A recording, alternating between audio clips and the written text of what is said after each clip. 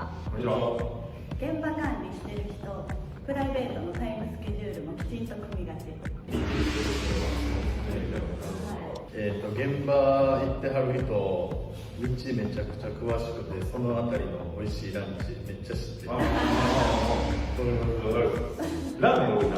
ラーメン多い。こっちで作った方が早いから言うな。そう、バリうまいです。現場でドラム延長コードをきれいに巻くやつ、携帯の充電器すごいきれいに巻くやつ。いますいます。